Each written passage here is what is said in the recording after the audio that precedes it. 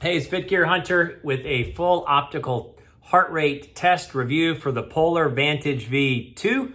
Now, this is Polar's Precision Prime heart rate, which is the same heart rate metrics you're finding in the Grit X, the same build, and the same color pattern and probably the same algorithm as you're finding in the Unite. So they switched from their color pattern. I think they added one more diode. We're looking at that in a second, just hands-on. But we're gonna test this for specific use with CrossFit or high intensity interval training.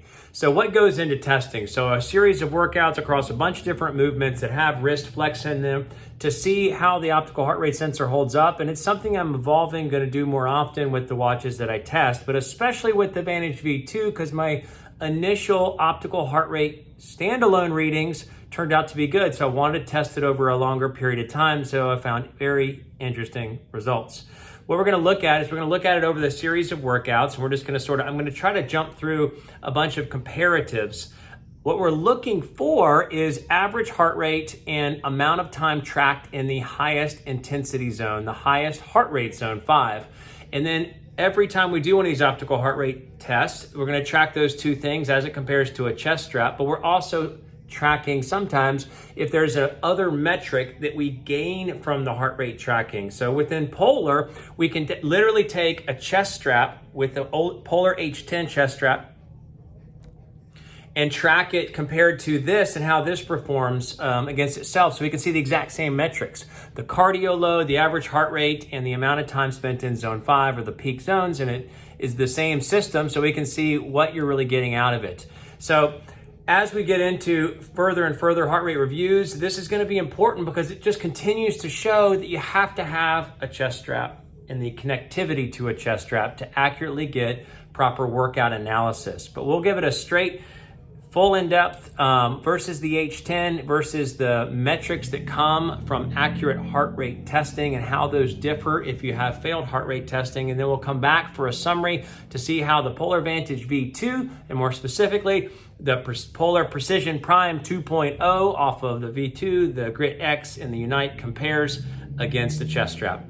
Okay, so if you look at the heart rate, there are all the diodes firing. There's 10 of them. So on the edge, you have a yellow and red. In the middle, you have a green and red. So there you can see it triggered as well.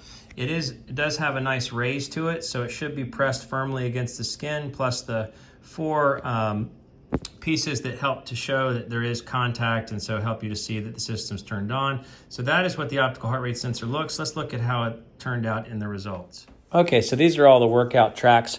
I'm gonna try to show you the most relevant information, and we're gonna try to go through 7 workouts. So I tracked it for 7 different variants of workouts, and I have some of the details of what the workouts included. But test number 1, this is off the chest strap, 140 beats per minute, and 98 as the Cardio Training Load Pro score. So you can see the arrow next to the recovery time in the middle. You only actually get this metric if you connect your H10 strap to the Polar Beat and run your workout from Polar Beat, the app on your phone, and then allow it to sync with Polar Flow, and then the system will calculate how much recovery time. If you do this directly off of the Polar Vantage V2, and you just, even if you use the chest strap for the data off of the Polar Vantage V2, it's not gonna give you the recovery time. So there's the chest strap, and boom, here is the watch. One of the first tests out of the gate, 139 beats a minute, 91 as the cardio load versus 98. That was fantastic. You can see that it tracked relatively well. Very similar graph and follow line. 6 minutes, 54 seconds in the red zone versus 5 minutes, 53. Fantastic. Next workout, 148 beats per minute. This is the chest strap. 1 day, 19 hours. Again, that recovery time is turning out pretty accurate with the difficulty of workout. A high cardio load on the bottom of 114. Boom. The watch kept up with it, the optical heart rate sensor. 143 on the beats per minute versus 148. 104 on the cardio load. Fantastic. Look at that. You know, the chart looks, that's off of the chest strap, but you actually get a very similar looking chart off of the Vantage V2's optical heart rate sensor. 14 minutes, 30 seconds in the red zone, and boom, haven't seen these stats before. 14 minutes and 7 seconds in the red zone off of the watch itself. But then things start to get a little wonky. So chest strap in the top right corner, 139 beats per minute, In the bottom right corner, 71 is a cardio score, 134. That's okay. 63 as the cardio score in the bottom. You know, that's close as well. It's getting more in the 80th percentile rather than the 90th percentile. You can see this is the chest strap and very similar. So fantastic. Everything's great. Third workout, 2 minutes in the red zone. Wasn't as strenuous. 1 minute in the red zone. Okay, fine. I'll take that. Okay, so this is a class just so you have a backdrop where we're doing deadlifts and then we're doing a clean complex with a lot of push press, push jerk, and split jerk. And then we got a Metcon of 12 minutes. So high intensity for 12 minutes with a heavier lifting in the front side. Chest strap, 117 beats per minute. 63 was the cardio load score.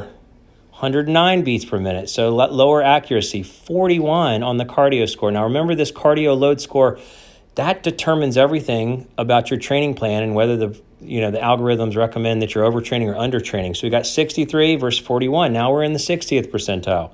You can see that 9 minutes, 45 seconds was the actual time in the red zone versus 23 seconds off the watch.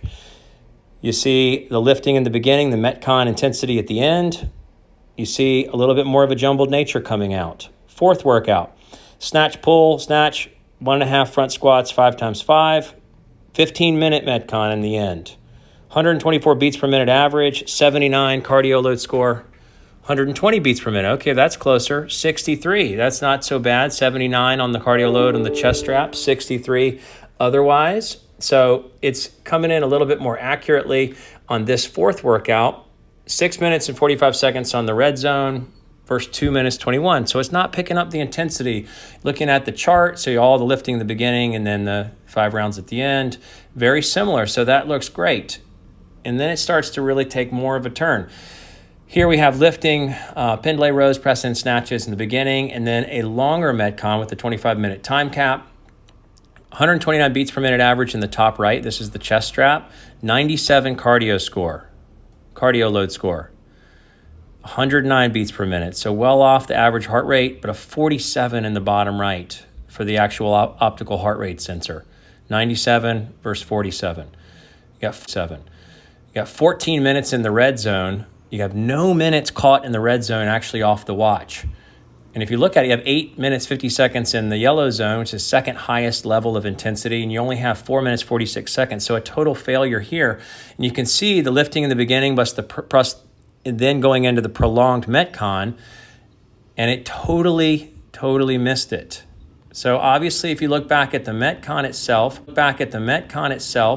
in the bottom here, you see there's parallel dips. Well, it started to fall off with the hang clean and jerks. So that's where it really tanked. So that movement across the heart, across the wrist failed it, and the double unders as well. Next workout. So we got just straight back squats and then 5 rounds for time using, dumbbell hang cleans, dumbbell front squats, push-ups. Top right, average heart rate 119, cardio load score 60. Average heart rate 95 off the optical heart rate sensor, cardio load score 20. 8 minutes, this is off the chest strap, 8.5 minutes on the red, no minutes in the red, no minutes in the yellow. Here's how it was with the back squats, ramping up, and then the Metcon at the end. And it totally missed. So across 7 workouts, what do we see happening? We see a decline. So the averages are declining. The average heart rate is declining. The average comparison percentage-wise to the cardio load score is declining. And that determines everything about your training plan. And the average amount of time that it's captured in the percent in zone 5 of the highest intensity heart rate, it's failing. So let's come back together for a full summary. Okay, so what do we see in the end?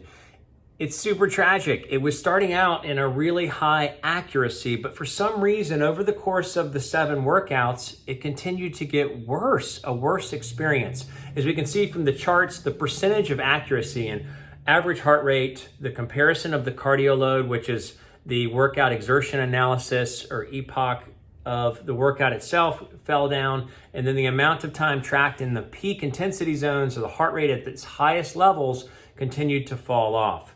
So what did it get just in its grade? So As far as average heart rate, it got 92% accuracy. As far as the comparison of cardio load, 71% accuracy. So if you're saying you're following your training load to see if you're exerting your body, you're missing out on 30%. So you actually could be exerting your body 30% more than you think you are, and that will affect the output of all the algorithms and the training recommendations.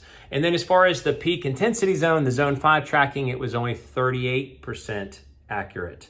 So that's kind of a bummer. And based on the percentages and the weightings of each area, the final score is a 59%. So not performing excellently as we would hope if we were leaning on just the optical heart rate for our tracking metrics and training program. So again, Fit Gear Hunter, thanks so much for watching. Have a great day.